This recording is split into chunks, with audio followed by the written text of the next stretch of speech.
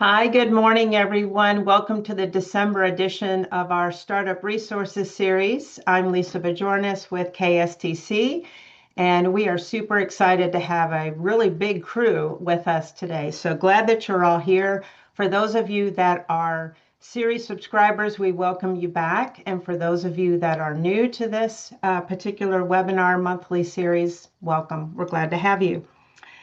We have a great topic today. We're going to talk about something relatively new among various resources available to us as we support founders in our various different regions.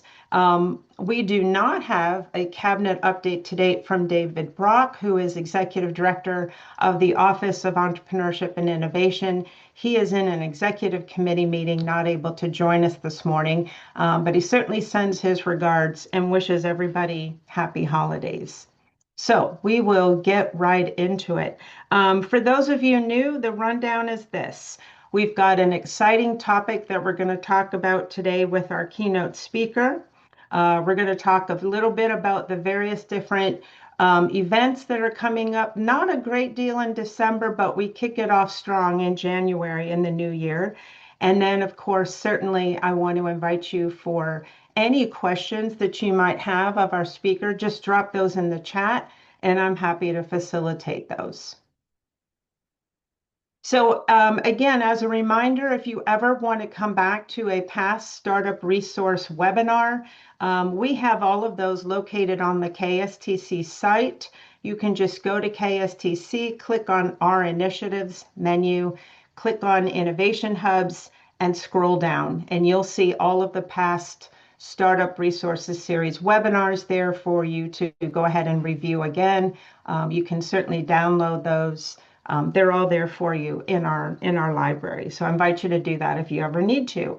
And of course, we do follow up with an email to all of our attendees. We'll send you a recording of today's webinar, and then we'll also post all of this information to our Slack.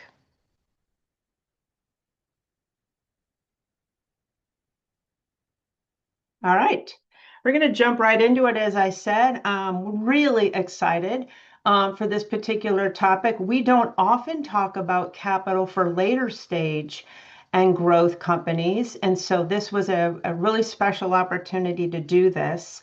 Oftentimes, as we are consistently working with companies, early stage startups that have the potential for scale and growth, we are excited for them. We're excited to continue that engagement that we have with them. And of course, we want to take advantage of every possible resource as they continue along their entrepreneurial pathway or journey. I want to tell you just a little bit about Solyco. Solyco Capital is Louisville-based and really fits the bill in targeting this particular demographic of the tech and tech-enabled startup clients that we all work with. They're relatively new to the Kentucky market, but certainly not new to the capital landscape. And so I am so excited to have our friend Zeeshan Bhatti with us today, who is a senior associate with Solyco. And I've asked Zeeshan to talk a little bit about who Solyco is, their evaluation approach, the investment criteria, what are the traits among our startup clients that would allow them to be potentially fundable by Solyco. We're interested in what is some of the strategic guidance we should be advising our startup clients so they're well prepared for an opportunity for an industry or a relationship like this. And it is very exciting to know that Solyco has flexible investment structures and a very founder-friendly philosophy. We always love that. We always embrace that. So I will stop sharing and we are going to turn it over to Zeeshan. I think most everybody knows Zeeshan from his days with Keyhorse Capital. And then within the last year, Zeeshan has made the move over to Solyco. And so we're really excited, Zeeshan, to have Solyco as another capital partner in the entrepreneurial game that we all play. So with that, I'm going to turn it over to you, and the mic is all yours. Welcome. Thanks for having me, Lisa. It's awesome to be here with you and the 44 participants. Hopefully, I've got something interesting to share. I'll just dive right into it. Let me see if I can present directly in Teams.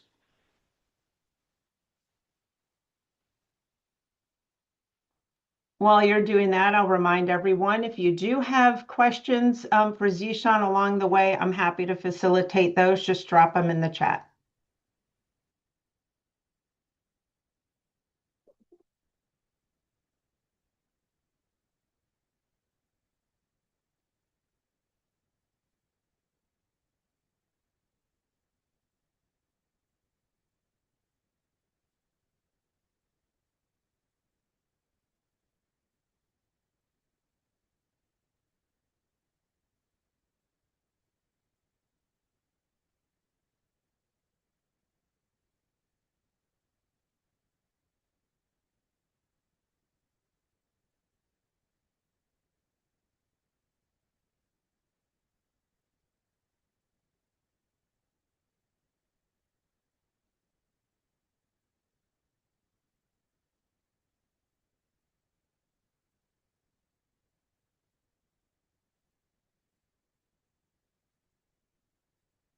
All right. Can we see?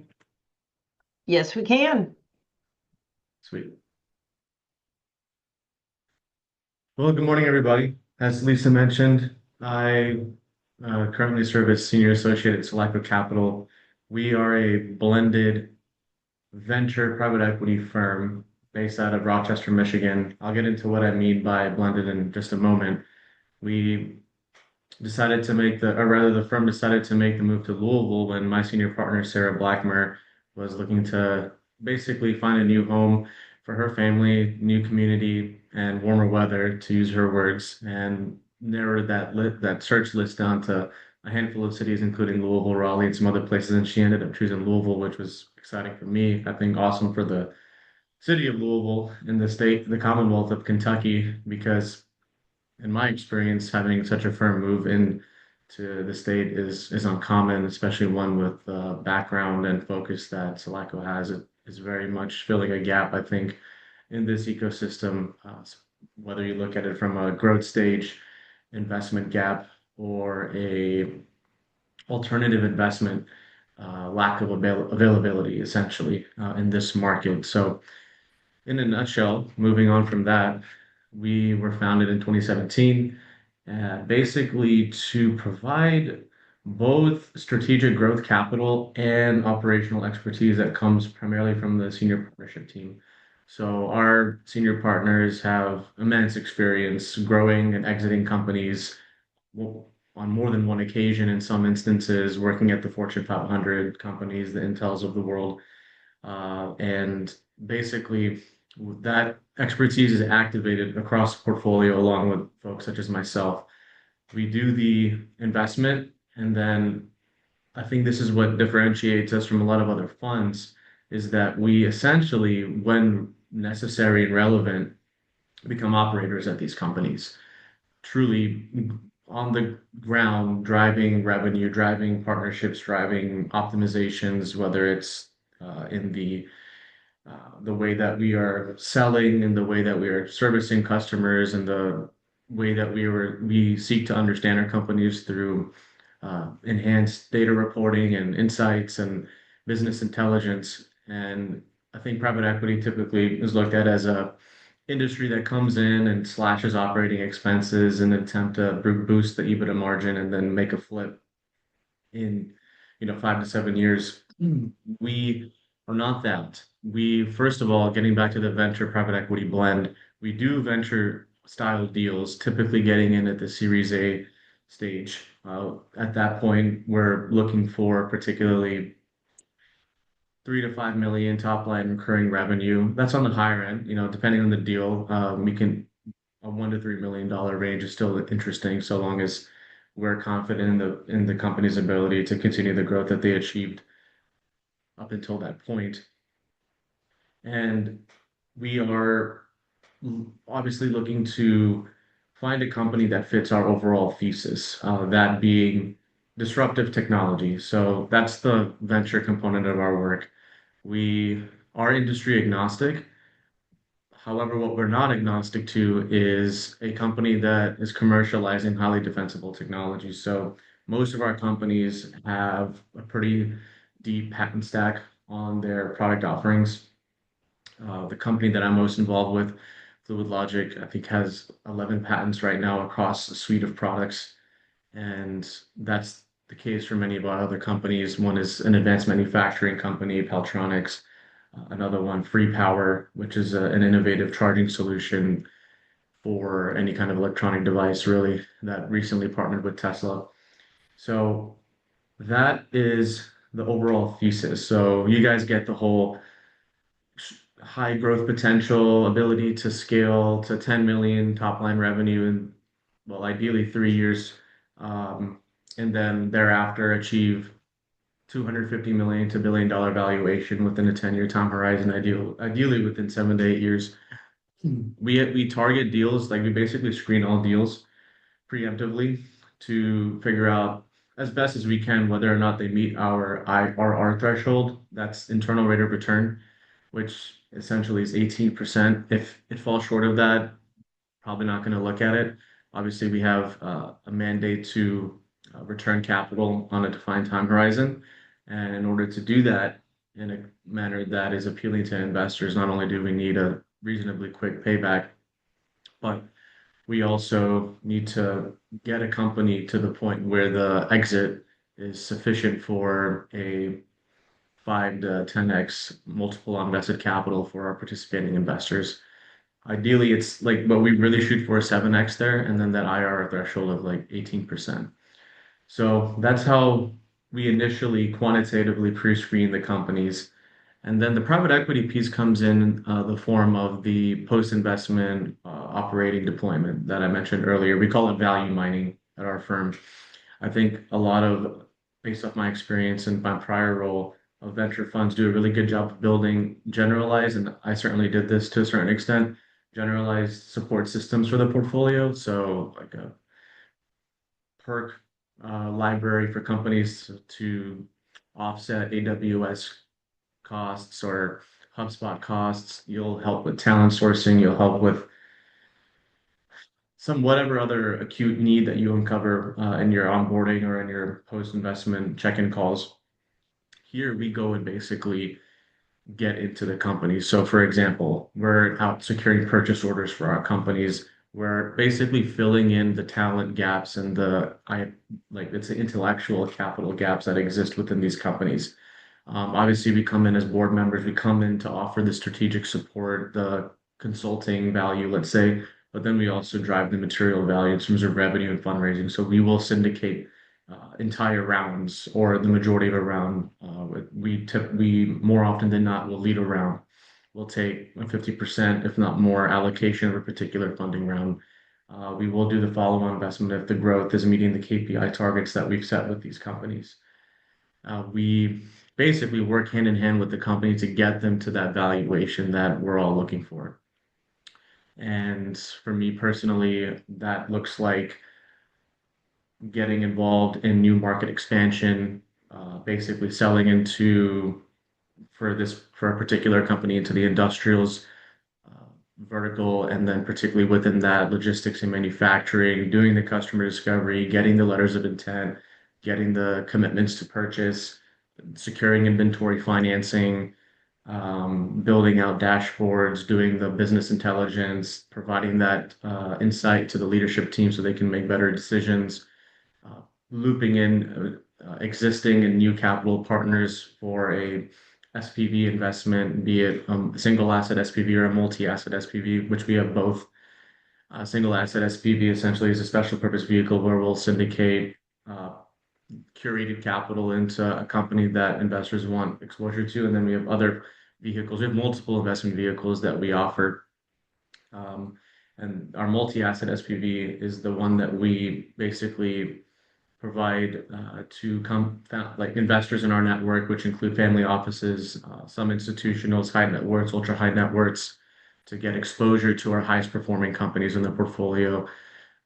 Um, we've done two of those. We did SPV Fund One, closed that out, and that was a pretty good, big success. And then SPV Fund Two is a $100 million fund. And then we've deployed a little over 200 million in equity financing to date.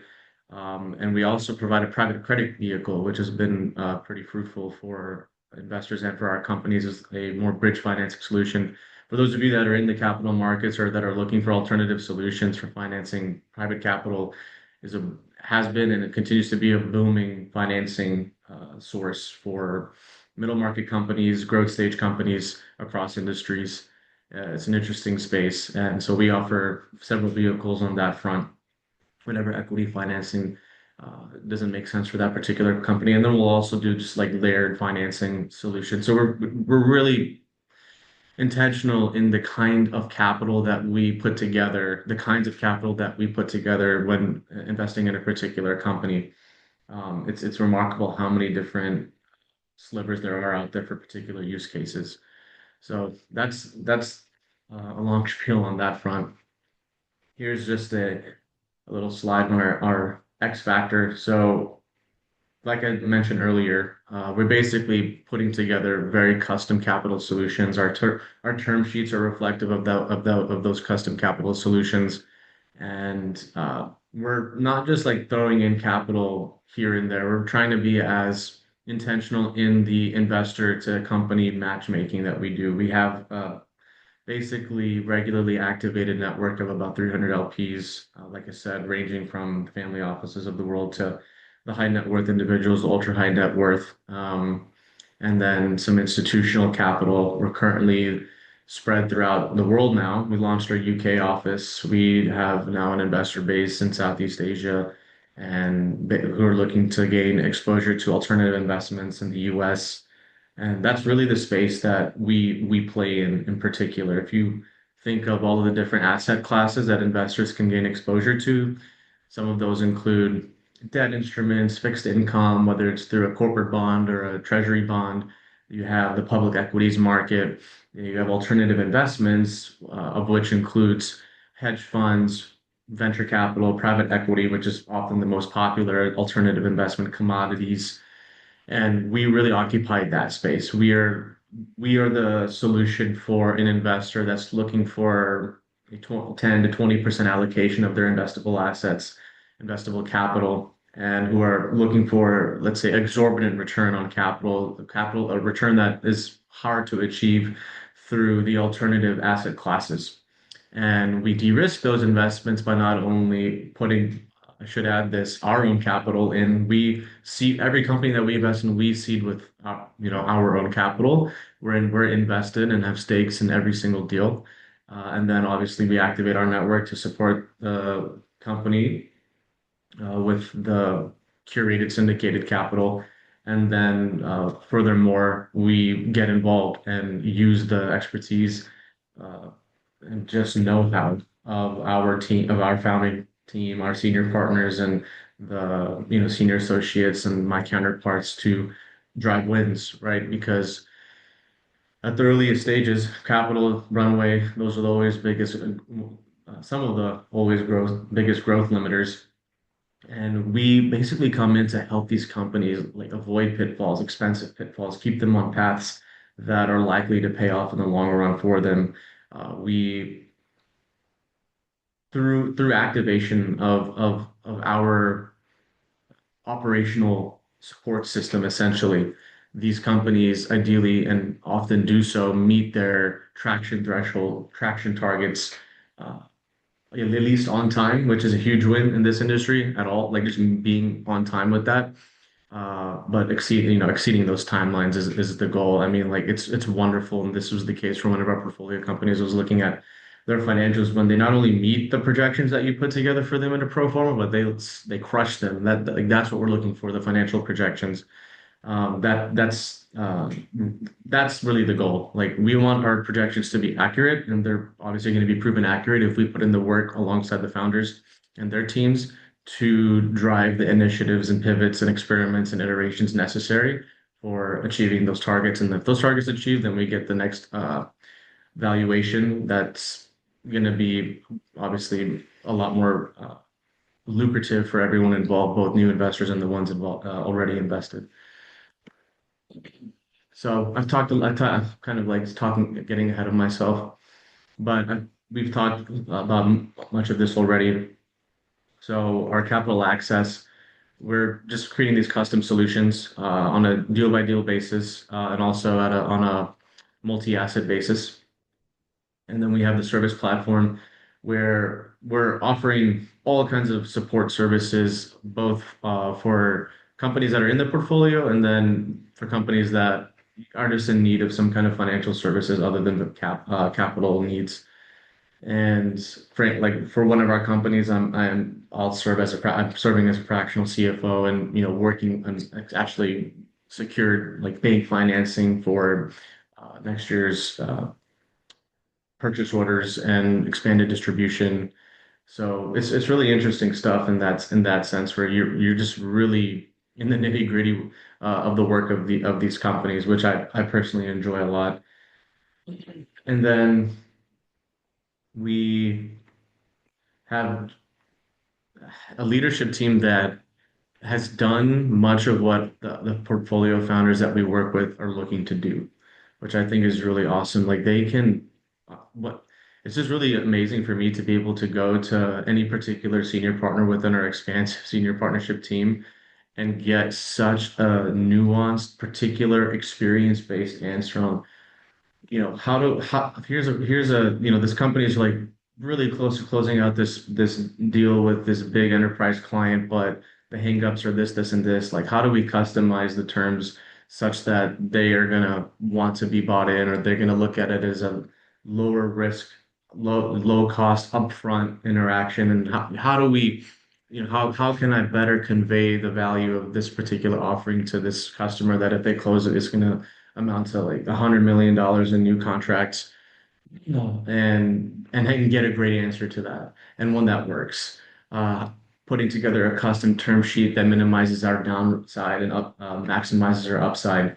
Like these are things you can only know when you've just done that stuff and across a range of situations. And it's really amazing to be able to have leadership who has been able to get the wins that we're trying to get at the port for with our companies on their own across in tech at the highest levels, blue chip companies, and then in the middle market, and where they've actually facilitated a merger or an acquisition, or they know what it takes to line the right buyer up and to put together the right exit strategy, and then um, ensure that uh, the terms of that liquidation are meet the requirements that we have set for our LP network and ourselves. So it's really interesting stuff. And like I said earlier, industry agnostic. We're playing in anything that's high growth, that has potential to reach unicorn status, $1 billion plus valuation within 10 years. Here's a quick glance at our portfolio companies. It's always fun for me to talk about what I'll just go through a handful of them that really excite me. One is AI.io. I don't know how they got that name because that's pretty high value in today's day and age. Essentially, they're a company headquartered in London that develops AI solutions to analyze human performance, and they are selling into the sports industry. So they have three key products. One is called AI Scout. It's a talent analysis and development platform that basically allows athletes to be analyzed using their own particular configuration of an AI model directly from a mobile phone, which is relevant to soccer coaches or a coach of any kind of professional team, so that they can better discover and keep up with and secure the high value talent. I mean, I'm sure you see that soccer players are like becoming the most valuable assets in the world. So in a nutshell, that's the market that they're going after, and they've had some major wins. They were a partner with Intel at the Paris 2024 Olympics, and they developed their experiential fan engagement activation platform using their AI technology. They are doing talent discovery for Chelsea FC, which is one of the biggest soccer clubs in the world. And they recently, we actually were able to find, and going back to the usage of activation of the senior partners to make big things happen in a mutually beneficial manner, the Saudi Public Investment Fund came in and secured a massive allocation in that company at a pretty favorable valuation. So, that's the kind of thing we try to facilitate and yeah, enable. The company is basically is closed on 200 million in new account uh, contracts. So it's been a good year for them. And then moving on from that, we have Free Power. This is a company that has developed this patent and technology that enables like three position multi-device wireless charging by over any like surface area. So you basically put in the charging technology on the bottom of a table or whatever any kind of surface, and anything you put on that just gets charged, and it basically requires no maintenance. It's very interesting.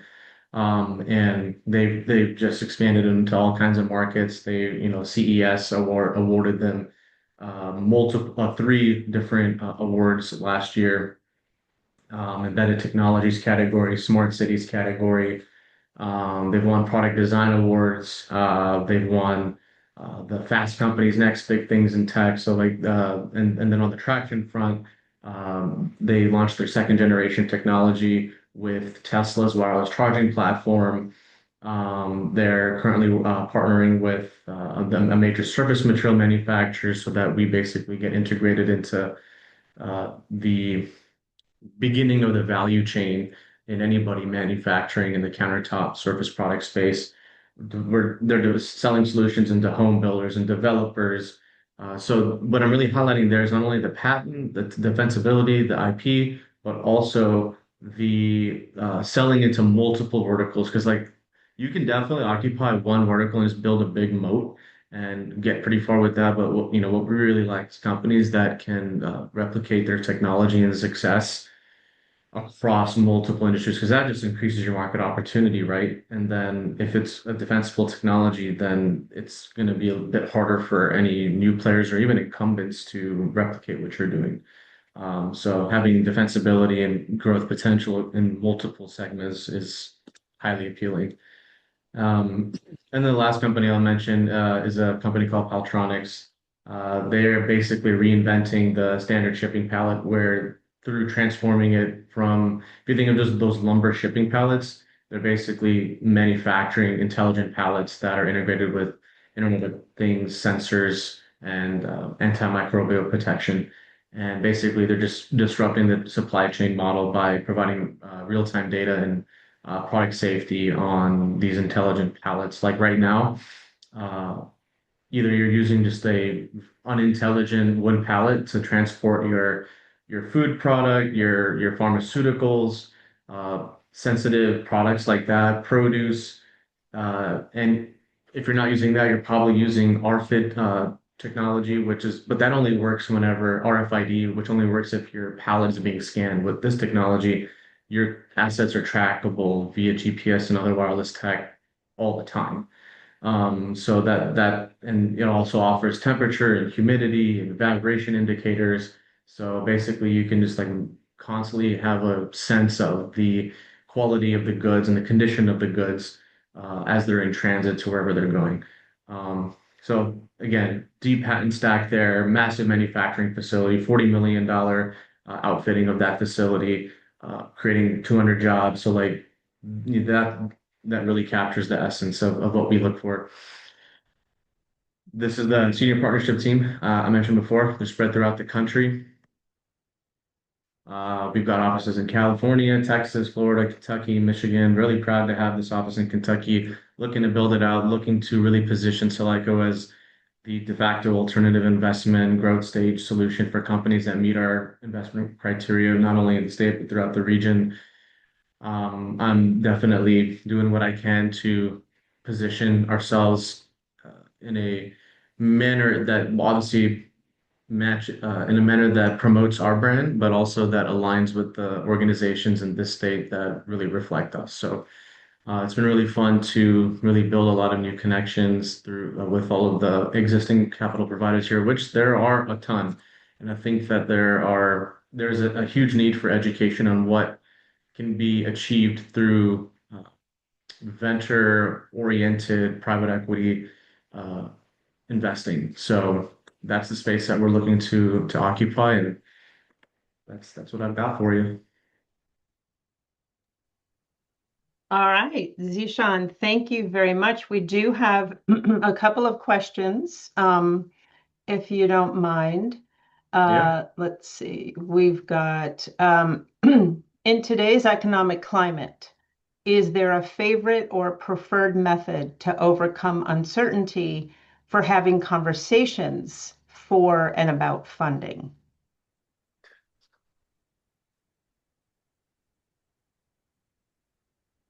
That's a good question. Yeah. There's so much happening. I mean, even we were exposed to the tariffs, right? One of our Yeah. portfolio companies, one of our biggest initiatives, and going back to the value mining, we did a good bit to help them relocate their supply chain from China to Indonesia. So we got it done. We dropped our COGS by almost 100%, which was awesome, like landed cost. Mm, And yeah, we were affected. Everybody was affected by that. But in that example, I think you can hear how we try to overcome uncertainty when we talk with investors. Is that when those hardships come, we don't run away. We stay involved with the company, even if we're not like actively working on a particular initiative to help mitigate some regulatory risk or some general market risk. We make sure that we're confident in the company's ability and in the team of like basically we're confident in the team and the founder's ability of a company to go and deal with that. And by being very hyper acquainted with our companies, we have close to 45 portfolio companies now. We're able to tell a truthful and confident story to both prospective and existing mhm. investors. So when we're looking to get new deals done, the pitch to them is no matter what the economic climate is that we are going, your de-risk tool is us. It's the firm itself. It's the Yep. expertise. And I know a lot of people like position themselves as that, but I think that we are occupying a a difficult to occupy niche in that we actually not only put in the effort to get the work done, but we, largely have the ability, the resource network to actually drive outcomes that everyone wants to see, whether or not, there's a tariff war. Obviously, there's still a negative impact, but every business is going to have negative exposure. I mean, I'm sure you Mhm, guys mhm. saw in Glendale that all of the people who were hired for that Blue Oval SK plan are Yep, going to be yep. let go, but they're going to help them get rehired. But it's because the EV industry is dead right now, so they're pivoting to a new model. So it's like we try our best to anticipate stuff like that and build in protocols and mitigation structures that can lessen the blows of such big things, and then obviously work to make a new path possible and make it Right. successful. So that's a hyper niche situation, but I think that generally explains how we overcome uncertainty. Okay. Thank you. Um, Comment here, this is very insightful to understand how venture is looking for disruptive companies. What is something that we could do to help ourselves stand out, assuming we have a disruptive product, when having the conversation with VCs? Demand signals. So obviously having a patent protected Mm-hmm. technology defensible IP is great, but commercializing it is a totally other thing. And obviously revenue is the ultimate signal of demand, though in lieu of that, it's difficult to secure that. You have to go through the slog of just like proving why something might work initially through some emails, through some phone calls, through some initial meetings. Right. And then you basically iteratively land on some terms of engagement for a pilot. You have to be very intentional in the kind of value you can create. You have to understand your customer's business and pain points so well. Obviously, many of you already know that, but like I think that it can't be said. Like I can't say to myself enough that you can always learn more about the pain points of a customer's problem. And like I'm a big believer in automation and like AI enabled biz dev and all that. Though unless you've built some kind of agent that can, or like hired an agent that can do high volume while also maintaining that personal touch and capacity to look deeply Mm-hmm. into a company's business model and problems, it's going to be hard to actually get alignment on a pilot that you want to see happen. So I think that showing like signaling that you're doing very deep customer discovery and you are building your product even like the while it because it can have the patent, but like you're still going to iterate it in some way to meet the needs of your customer because nothing is market ready until you've actually taken it to the market and allowed multiple parties evaluate it and comment on it and insert their gaps and pros and cons with it. So I think that securing any kind of paper demand signal can help a lot. Don't say that, okay, we've had these conversations. No, say like we have like five papered LOIs or a couple papered purchase orders. And if these Yep, things yep, convert, we can get the financing. right. Excellent. Do you have any differences in the company criteria between VC investments and PE, private equity investments? That's a good question. Now, we do have, I'm not very, to be honest, I'm not too involved with some of these other companies that don't necessarily fit the like tech oriented growth stage company. We always are looking for a company that's going to fit that category of scalable growth, fast growth, exponential growth. Though we also do deals that will cash flow well. So like more like kind of strong EBITDA margin year over Mhm. year. We do those kinds of deals but I wouldn't say that's the priority for those deals. I imagine there's a different kind of criteria. Frankly, I haven't been involved in them, though the focus remains the VC style deals and with the PE like operating model. And on that front, I wouldn't say there's much differentiation amongst in our evaluation approach when vis-a-vis these companies right here. We have our standard diligence process for these companies, and we're pretty consistent in evaluating these companies.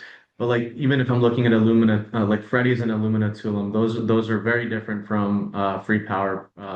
Illumina Tulum, for example, is like a hospitality boutique hotel play. And when an interesting deal comes our way, yeah, we're gonna syndicate the capital for that, and that's a different investor Mhm. suite. And obviously, what's gonna matter the most in those deals is like free cash flow. So it's like pretty robust financial analysis. Is the financing stack like um, uh, favorable for not only to us but to the company. And then obviously can the projected free cash flows from that deal sufficiently pay down the debt, sufficiently, pay the preferred equity investors at a certain time. And is there some kind of liquidation opportunity at the end? So I think there is some nuance between the obviously total venture Mhm. style deals and the private equity deals. But like I said, they are a minority of the platform. But yeah, there's some differentiation in approach there. Okay, great. I think that's all the questions that we have in the chat. Um, just checking in our Q&A here, just quickly, does your company work in new disruptive military technologies? So it's amazing you asked that. Yes. So with Fluid Logic, we actually are in the middle of actually towards the end, which is pretty awesome, of a TACFI contract with the Department of Defense, particularly with the United States Air Force. So Hmm. I'm sure many of you all are familiar with the SBIR program. Yep. So the Fluid Logic started off in the phase one of this, it's called AF Works. Basically, AF Ventures is a program within the uh, Department of Defense, I believe, that funds innovators with emerging technologies that can be transferred to airmen and like guardians within the Air Force. So we got through phase one, which is the feasibility study. We got through phase two, the prototype. We got multiple rounds of SBIR funding. Then we made it to phase three, which is TACFI. That is Technical Funding Increase Program. So that was like close to 2 million, I believe, in Mhm. funding. And then basically we've developed a product set particularly for deployment in the U.S. Air Force. And Awesome. then phase four is the transition phase where, you do a formal partnership. Yep, And yep. yeah, Cool. All right. Last question for you, just briefly. With the additional boots on the ground approach, does Solyco take a relatively higher equity stake compared to other firms? we can. So we don't take majority stakes. To get back to John's question earlier, that's also something to highlight. We're not taking controlling interests in our companies. Uh, though, the range of equity stake can vary. I will say that it's between, depending on the deal, 5 and like 25%, probably more in the median of that range. Okay, awesome. Zeeshan, thank you so much. Just to slightly recap here, so we definitely understand and welcome Solyco's interest in those scalable growth companies, later stage companies that are showing an intellectual property stack where you come in and also provide not only IP, but also talent assistance, driving them toward, of course, revenue, increased valuation. We appreciate that Solyco will take the lead in looking at those Series A and later investment opportunities. Very much appreciate that. And thank you so much for just a really good general overview of Solyco. We're so thrilled and happy and welcome Solyco to Kentucky and in Louisville, and excited for, I know, the bridging that will happen to your other offices and other opportunities. So, Zeeshan, thanks for your time so much. Thanks for having me. It's my pleasure. I love, how much I love this space, how much I love We the stage. know.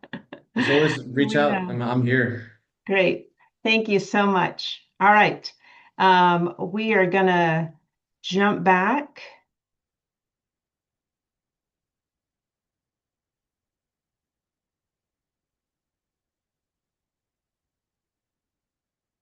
And I am really excited that today our Innovation Hub highlight is going to feature Create, headquartered in the Bowling Green region of the South Central area of Kentucky. And we've got Buddy Steen, who is program manager there. And they lead about 12 counties, I believe, in that particular region surrounding Bowling Green and Warren County. So welcome, Buddy. We're excited to hear the latest and greatest from Create. Thank you. Thank you, Lisa. Can you see my screen? Yes, we can. Let's see if that, okay. So, yeah, thanks. Glad to be here. Western's on break, so I'm coming to you from my home on the Barren River. And I want to talk to you about, kind of give you an update on Create Central Region Ecosystem for Arts, Technology, and Entrepreneurship. And that's not just an acronym. You may have heard me say that before. We really are ecosystem builders, and we're trying to leverage resources. And Zeeshan, it was great to see you, and I'm glad you're doing what you're doing. Um, Especially when you talked about the ecosystem, that's important. You're an essential part of it, and we try to do that as well. I want to make note we have a new website. If you guys haven't seen it yet, it's create-ic.com. You can go there. Um, the I like to start out today by kind of the reasons why. I'm going to tell you some of the things that we're doing. When we think about economic development, we really are trying to increase the overall economic and cultural standard of living in the community. And by doing that, um, the way to do that, one way, is to recruit and grow strong companies, startup companies, healthy companies, companies that are funded like Zeeshan's with their talent and their leadership. And when you have those type of companies, you really do create real opportunities and rewarding jobs. And you have to have talent in order to do that. So some of the things I'm going to talk about it directly applies to that. We want to improve incomes, obviously, and we want to create opportunities for wealth generation. The investors, the founders, Even if a founder fails, sometimes they get back up and they go again, and it takes a little while, but those exit really do create wealth. And a lot of times they turn that wealth around and become clients of Solyco or high net worth investors that invest in other companies. So we're really excited about that. So one thing that is always a challenge is getting the word out to all of the counties in our region. And Lisa's been real helpful, and she's been kind of behind, get out and into the region. And we want to. A long time ago, we had a program called Bucks for Bright Ideas, and it was I think one of the best marketing things we could possibly do. And we told folks, while we're, looking for inventive people and innovative folks, we really want to tell you about the programs that we have, tell you about the mentoring, tell you about the state programs. And this created a way for us to touch every county in our region. We've reinstantiated that program. We have been in contact with every county in our region. We also created a new ambassador program, and we already have 14 new ambassadors in 7 counties, and pretty soon we'll have all 12 counties with ambassadors. And these are people that are in the know. They know where our website is. They know about our programs. They can talk on a local basis and point people in our direction. So while we are located in Bowling Green, our region extends, quite far. And so we want to have these programs that go out there. And that's what Bucks for Bright is. So you may hear more about that. You can certainly see more about that in the news section on our website. You may have heard me talk about Co-Create database. This is a confidential database of talented people, as I mentioned. We are really going to amp up our efforts to fill that database. We have the tech in place, and now we're going to go full on with network marketing, really, and fill it up. And these are talented people, basically, that have moved away from the region, but wants to come back, and Bowling Green in our region is a great place to live. It's a great place to raise a family. We're so close to Nashville that you can have all the benefits and contacts and things like that, but you don't have all the hassle. And so a lot of folks want to come back here, and that's what we're doing. We're filling up a database of talented people that we can use to help when they come back to take new opportunities with startups or recruit some companies. When they do come back, they bring their talent, they bring their network, right, with them. They bring sometimes wealth. The other thing that this does is there are people that are just dead set on staying here, right? And they'll they'll be underemployed and live in our region. So we want those people in that database as well. And as that fills to 500 plus folks, we can use that to recruit companies here to create those opportunities, kind of bring that world together and make it happen.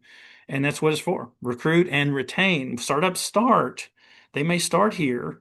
And when they grow, if they don't have access to talent, they might leave here. And talent and capital are very, very important for growth. So that's what that's about.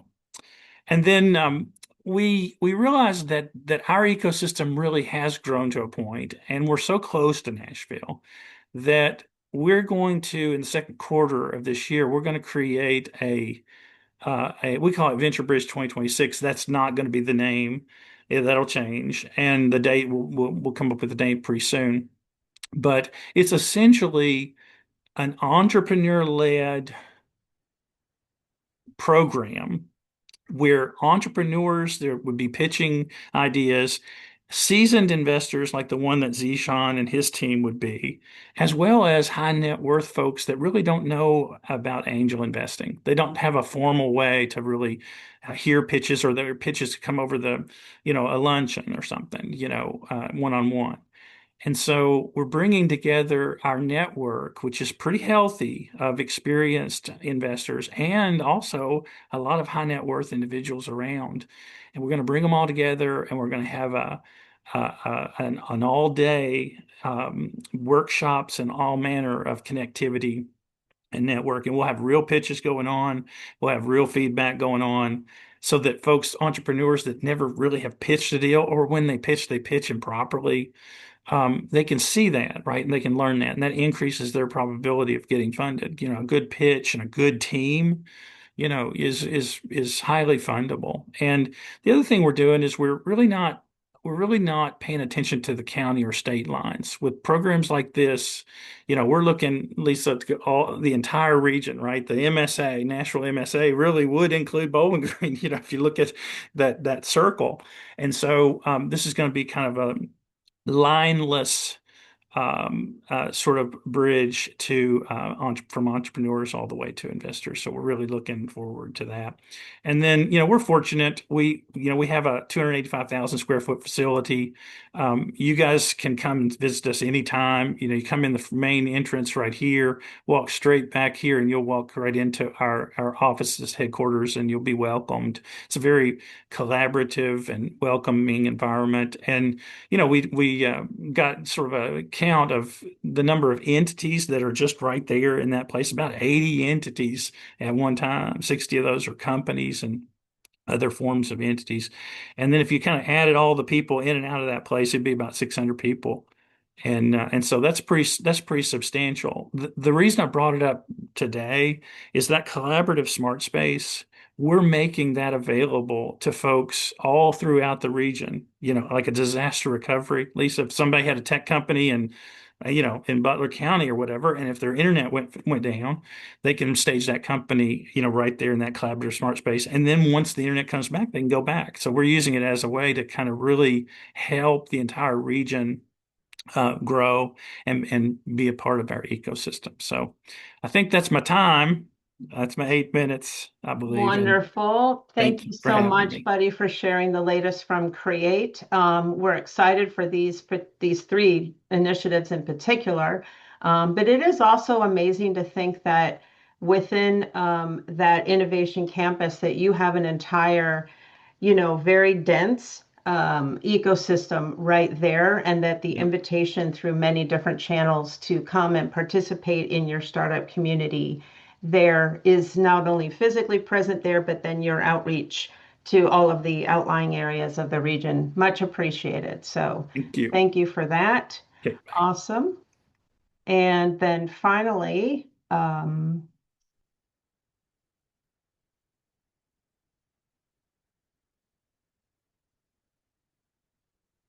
right, we will wrap it up. These are just some of the upcoming events and programs that you may want to make note of here. Of course, in our western region of the state, in Paducah, Sprocket has their every Wednesday at 8 a.m. Central Time coffee hour with an entrepreneur to meet and get to know. Some good networking there. SOAR on the eastern part of the state, SOAR Innovation is hosting their Founders Fit Bootcamp series. They're going to be focusing on the topic of idea validation Thursday, December 18th this week. That's at 3:30. It is virtual for that particular cohort. And SOAR is also now accepting applications for their Startup Appalachia Accelerator. This will be for their spring cohort. Anyone in that region should make note of the Friday, January 2nd application deadline. And then moving through a couple of events planned for January so far, Amplify has their Venture Connectors. That'll be held Wednesday, January 14th at 11:30 Eastern at the Kentucky Science Center. I want to just make note quickly of the Kentucky Inno is hosting their 2026 Startups to Watch event. That's in Louisville, Friday, January 27th at 4. It'll be at Ice House again this year. So those of you that nominated your startup clients for the Startups to Watch recognition, thank you. And it will be very exciting to see who is selected in this next group and to celebrate them. And then I want to let you know that this particular Startup Resources series will likely have a day change in 2026. This is going to allow some more of our cabinet members to be able to join us on a more regular basis. So stay tuned for that. We will get those dates out to you. You can continue to subscribe to the series, and then do plan for our hubs, all 6 of them, to give their quarterly update. This will be the midpoint of the fiscal year for us, and the innovation hubs will each talk about the progress to date mid-year, some of the past quarter events, and then looking ahead to the remainder of this fiscal year. That update is Wednesday, January 28th at 10 a.m., and it's also virtual. Thank you, everyone, for joining us, and I hope you have a great day. And everybody, please take some time for yourselves, relax, enjoy family and friends over the holidays, and we will see you right back here in January. Thanks, everyone. Happy New Year.